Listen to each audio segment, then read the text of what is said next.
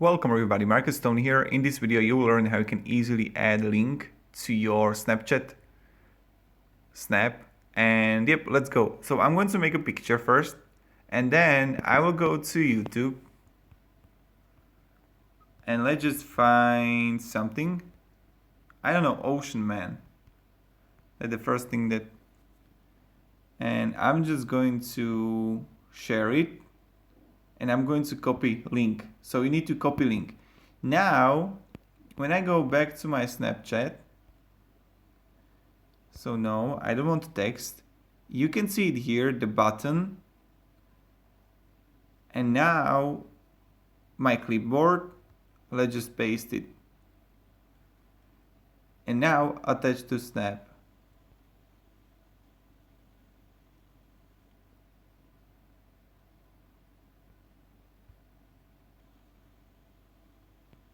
So right now we have it here. Now when I'm going to send to, in my story, yeah. And when I'm going to click on my story,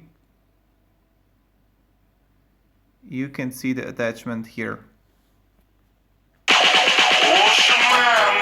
Really easy, really simple, and this is how you actually make it. So this is how you add a link to your Snapchat story.